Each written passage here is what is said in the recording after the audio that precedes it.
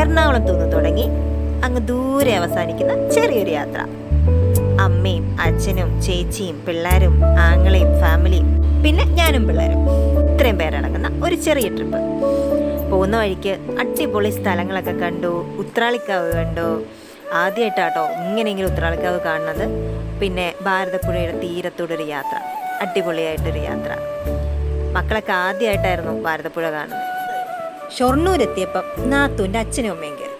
അടിപൊളി ഫുഡുമായിട്ട് ഞങ്ങൾ വയറ് നിറച്ച് ഫുഡ് കഴിച്ചു. അല്ലെങ്കിൽ ഒരുമിച്ചൊരു യാത്ര എന്ന് പറയുന്നതും ഇതുപോലെ ഫുഡ് കഴിക്കുന്നതൊക്കെ അടിപൊളിയല്ലേ. അടിപൊളി സദ്യ പോലെ ആയിരുന്നു കേട്ടോ. അവിയലുണ്ടായിരുന്നു, തോരനുണ്ടായിരുന്നു, അച്ചാറുണ്ടായിരുന്നു, പപ്പടം ഉണ്ടായിരുന്നു. യാത്ര വീണ്ടും തുടർന്നുകൊണ്ടേയിരുന്നു. ഒരു 10-12 മണിക്കൂർ യാത്രയുണ്ടേ. അതുകൊണ്ട് തന്നെ ഞങ്ങൾ ഇങ്ങനെ വർത്താനം പറച്ചിലും കഥ പറച്ചിലും ഒക്കെ ആയിട്ട് അങ്ങ് കടന്നുപോയി. മാമനും മോളും ഭയങ്കര പഠിത്താട്ടോ. നമുക്ക് ഈ പോകുന്ന വഴിക്കുള്ള വ്യൂ എന്ന് പറയുന്നത് അടിപൊളിയല്ലേ. നമുക്കിങ്ങനെ കാഴ്ചകൾ കണ്ടിരിക്കാൻ തോന്നും. ട്രെയിൻ ഇടയ്ക്ക് പിടിച്ചിടുന്ന ഒഴികെ ബാക്കിയെല്ലാം അടിപൊളിയാ. സന്ധ്യയായപ്പോഴത്തെ വ്യൂ എന്ന് പറഞ്ഞാലുണ്ടല്ലോ അടിപൊളിയായിരുന്നു കേട്ടോ. ഈ ബിൽഡിങ്ങുകളെല്ലാം ലൈറ്റിലൊക്കെ ഇങ്ങനെ തിളങ്ങി നിൽക്കുകയായിരുന്നു. ഇനിയും ടൈം ഉള്ളതുകൊണ്ട് നമ്മളടുത്ത് എന്ത് ചെയ്താലോ എന്നുള്ള പ്ലാനിങ് ആയിരുന്നു. അപ്പോഴവിടുത്തെ ലൂഡോ കളിക്കാം. അങ്ങനെ ഞങ്ങൾ ലൂഡോ കളിച്ചു. ലൂഡോ ഒക്കെ കളിച്ചിരുന്നപ്പോഴത്തേക്കും നമുക്ക് ഇറങ്ങേണ്ട സ്ഥലമായിരുന്നു. അങ്ങനെ ഞങ്ങൾ പെട്ടികളെല്ലാം എടുത്ത് പതിയെ ഇറങ്ങി എല്ലാവരും വരുന്നത് വെയിറ്റ് ചെയ്തിരുന്നു. ഇപ്പോഴും ഞാൻ പറഞ്ഞില്ലല്ലോ എങ്ങോട്ടാ യാത്ര എന്ന്. ചെറിയൊരു മൂകാംബിക ട്രിപ്പായിരുന്നു. അനിയൻ്റെ കൊച്ചിനെ എഴുത്തിനിരുത്താൻ വേണ്ടിയിട്ട് ഞങ്ങൾ കുന്തപുര എന്ന് പറഞ്ഞ സ്ഥലത്ത് ട്രെയിൻ ഇറങ്ങി. ഇവിടുന്ന് വീണ്ടും ഒരു 1.5 മണിക്കൂർ യാത്രയുണ്ട് കേട്ടോ. അതിനാണ് നമ്മുടെ ട്രാവലർ. ടൈം ശകലം അല്ല ഇച്ചിരി കൂടുതൽ വൈകിയത് കൊണ്ട് ഫുഡ് ഒരു കടകളിലും ഉണ്ടായിരുന്നില്ല. പിന്നെ ഞങ്ങൾ തപ്പിപ്പിടിച്ചൊരു ഹോട്ടലിൽ നിന്ന് ഫുഡ് കഴിച്ചു. ഫുഡിൻ്റെ ഒന്നും എടുക്കാൻ പറ്റിയില്ല, കാരണം വിശപ്പിൻ്റെ വിളി കൊണ്ട് ഫുഡ് കിട്ടിയത് അത് കഴിക്കാനാണ് നോക്കിയത്. വീണ്ടും ട്രാവലറയിൽ 1.5 മണിക്കൂറുണ്ടേ.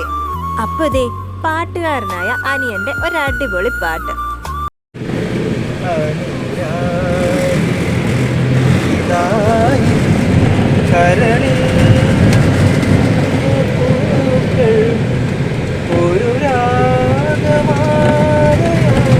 പാട്ടൊക്കെ കഴിഞ്ഞപ്പോഴത്തേക്കും നമുക്ക് സ്റ്റേ ചെയ്യാനുള്ള ഹോട്ടലിൽ നമ്മളെത്തി. അടിപൊളി പ്ലേസ് ആയിരുന്നു കേട്ടോ, ഒന്നും പറയാനില്ല.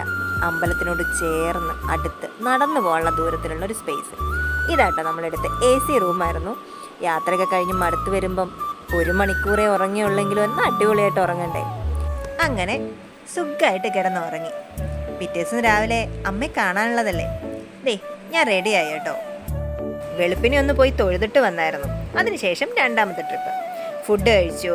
ഫുഡിലൊരു കോംബോ ആയിരുന്നു കേട്ടോ ഞങ്ങൾ ഓർഡർ ചെയ്തത്. ഇഡലി ഉണ്ടായിരുന്നു, മസാല ദോശ ഉണ്ടായിരുന്നു, കേസരി ഉണ്ടായിരുന്നു, ഉപ്പുമാവ് ഉണ്ടായിരുന്നു, ഉഴുന്നുവട ഉണ്ടായിരുന്നു. പിന്നെ വീണ്ടും ഞങ്ങൾ അമ്പലത്തിലോട്ട് പൊക്കോണ്ടിരിക്കുന്നു. ചേച്ചിയും കൊച്ചും അമ്മയും എല്ലാവരും അവിടെ എവിടെയൊക്കെ ആട്ടോ. പിന്നെ എൻ്റെ മക്കൾസും. വെളുപ്പിന് പോയപ്പം അടിപൊളി തിരക്കായിരുന്നു. നല്ല ക്യൂവിലായിരുന്നു കേട്ടോ. ഇത് കണ്ടില്ലേ, നിങ്ങൾക്ക് കണ്ടാൽ തന്നെ മനസ്സിലാവും. അവിടെ ഏത് സമയത്ത് ചെന്ന് കഴിഞ്ഞാലും അടിപൊളി ക്യൂവാണ്. എന്നാലും നമുക്ക് മടുപ്പൊന്നും ഫീൽ ചെയ്യത്തില്ല. ഞങ്ങൾ ശരിക്കും പോയത് എൻ്റെ അനിയൻ്റെ കൊച്ചിനെ എഴുത്തിനിരുത്താൻ വേണ്ടിയിട്ടായിരുന്നു. ആ കൂടെ എൻ്റെ കല്ലൂനെ എഴുത്തിനിരുത്തി. എൻ്റെ മനസ്സിലെ ഒരു ആഗ്രഹമായിരുന്നു കുഞ്ഞിനെ അവിടെ നിന്ന് എഴുത്തിനിരുത്തണം എന്നുള്ളത്. അങ്ങനെ അതും സാധിച്ചു. പിന്നെ ഞങ്ങൾ നേരെ സൗപർണികയിൽ പോയി.